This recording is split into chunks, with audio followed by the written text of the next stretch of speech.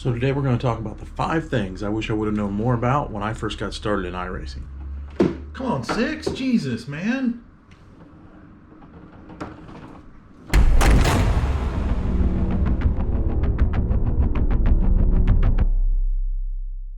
Now before we start, these are only 5 of what is probably 50 things you should know when you're getting started. But these are the 5 I wish I would have known more about when I got started. Number 1 is cost. Now, of course, everybody knows iRacing is a paid service. You have to pay a yearly membership fee to play the game. However, all that cool content you see them boasting about online is going to cost you a lot of cash, so be prepared to shell it out. On average, I always like to use NASCAR as a baseline. To own every track and every car required to run the NASCAR series, you're going to shell out between $300 and $400. Now, iRacing is an investment, and that investment can be made over time. You don't need to own all the content in a day to take full advantage of the service, but it is going to cost you some money.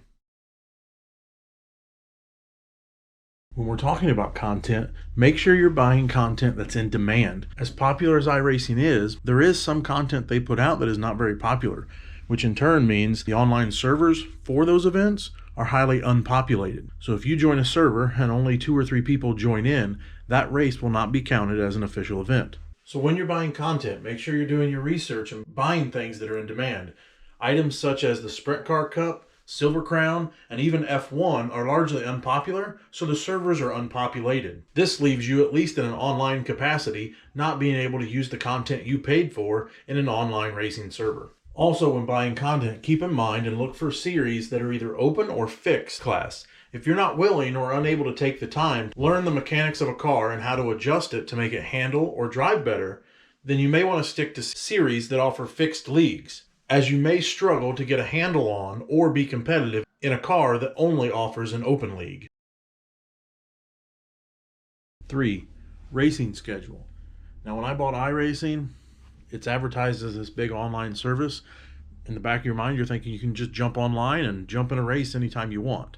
Well, within reason, that is true, but if you narrow it down to a specific race type that you want to run, you're going to have to follow the set schedule that is on iRacing. So for instance, if I'm wanting to run B-class NASCAR trucks, those races may only be scheduled every 2 hours.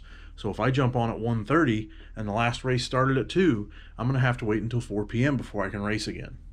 Now you can always jump over to a different class of car or a different license type. Most generally, anytime you get on, there is a race going on, but it might not always be in the car or track that you're looking for. So you're going to have to follow the iRacing schedule. 4. Let's talk about safety rating. Now, safety rating is very important in iRacing. Everybody knows that, and it's told to you up front. Be a safe driver. You're paired with drivers who drive like you. But you also need to be aware when and when not are incident points being actually counted against your record. So, of course, it's common sense in a race or an official time trial event, all incident points are being tracked. But a couple lesser known areas that incident points are still in play is 1, a qualifying event. Even though you are by yourself, any hits to the wall, loss of control, spin out, go through the grass, etc., those incident points do apply to your record. As well, before and after a race, incident points are still in play. So anything before the green flag flies during pace laps goes against your record as well. Until all cars in the event have crossed the start-finish line, incident points are still in play. So if the leader gets a little overzealous directly after crossing the line and starts celebrating and hits the wall or causes a crash, those incident point counts. Same thing, if you come sliding over the finish line trying to wreck the guy for 4th place, whatever happens until all cars pass the start-finish line is counted. So once the race is finished, make sure you park somewhere safe while you're exiting the server so that you don't incur a few extra points. And number 5, probably the biggest thing I wish I would have known more about when I got started in iRacing is iRating. iRating is basically your competitive levelness. So not only are you paired up with people who are like-minded safety level drivers, you are also paired up with people who have the same level of iRating. Now, the biggest mistake I made when I first got into iRating is I focused on being a safe driver because I wanted to move up to the license classes very quickly. I did not worry about being competitive or finishing position. So I finished in the back a lot, even though I was a safe driver. But then I found out all of a sudden my iRating tanked and went to the basement, and now I've struggled to get it back up very, very slowly. Because I'm struggling to build it back up, one bad race or one bad week, and it will quickly tank again. So iRating is very important from the beginning. The number of iRating points up for grabs in a race really depends on the racers that are in that race and the iRating levels involved. How iRating is calculated is essentially everyone that finishes ahead of you in a session takes iRating points away from you. Everyone that finishes behind you, you're taking iRating points away from them. Then there are certain factors that affect how much is being taken or given from there.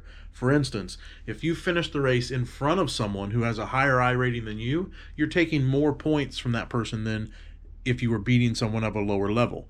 Same goes for those finishing in front of you. This is where I made my mistake. I focused on being a very safe driver, but I did not focus on being competitive. So by finishing in the back of the pack constantly, I was losing iRating fast and did not realize it. So when you're first starting out, iRacing gives you a pretty fair level of iRating and safety rating. It's in your best interest to watch both those numbers in the early stages and keep them there. So these have been the 5 things I wish I knew more about. I'm sure there's many more out there that everyone should know, but I feel like if I would have known these 5 things, may have saved me a little bit of time, may have saved me a little bit of money, definitely could have saved me a drop in iRating. If you got any other good tips you think that would help newcomers, make sure you drop it in the comments below. And as always, guys, thanks for watching, and we'll see you on the track.